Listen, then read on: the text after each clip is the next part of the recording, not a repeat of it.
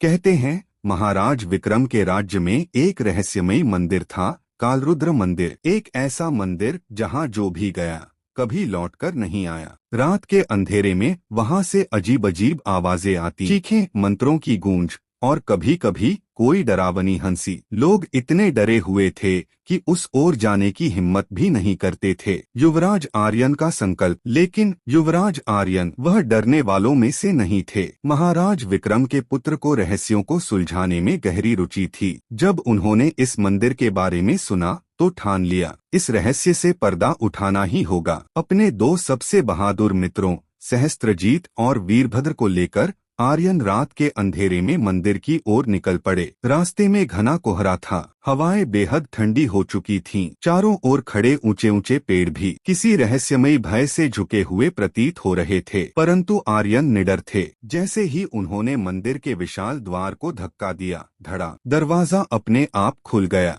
भीतर अंधकार था, रहस्यमयी दीवारों पर अजीब चित्र बने थे, एक योद्धा को दंडित होते हुए और बहुत सारे लोग। क्या यह वही लोग हैं जो यहाँ आकर कभी लौटे नहीं? सहस्त्रजीत की आवाज में हल्का डर था। वीरभद्र ने जवाब दिया, हमें जल्दी ही पता चलेगा। और तभी एक भयानक गरज सुनाई दी। सामने एक विशाल आकृति प्रकट हुई, लाल आंखें, विशालकाय शरीर और हाथ में एक जंग लगी तलवार। मैं इस मंदिर का अभिशाप हूँ, रक्षक गरजा। जो भी इसे अपवित्र करने आएगा उसे मृत्यु का स्वाद चखना होगा। युवराज आर्यन ने तलवार निकाल ली। रक्षक ने जोर से वार किया, लेकिन आर्यन ने खुद को बचा लिया। फिर पलटकर उन्होंने हमला किया, परंतु कोई असर नहीं हुआ। इसे हराने का कोई और तरीका होगा, वीरभद्र चिल्लाया। और तभी आर्यन की नजर मंदिर की दीवारों पर गई। श्लोक उभरे, जो सच्चे हृदय से क्षमा मांगे उसे मुक्ति मिलेगी। आर्यन को समझ आ गया। उन्होंने अपनी तलवार गिरा दी और कहा, यदि तुम श्रापित हो तो हमें बताओ कि तुम्हें मुक्ति कैसे मिलेगी। राक्षसी रक्षक एक पल के लिए रुका और फिर उसकी आंखों में आंसू आ गए। मैं इस मंदिर का पुजारी था, लेकिन लालच में मैंने यहाँ का पवित्र रत्न चुरा लिया था। भगवान शिव के क्रोध से मुझे यह श्राप मिला कि मैं सदियों तक इसकी रक्षा करता रहूंगा। यदि कोई यह रत्न शिवलिंग पर चढ़ा दे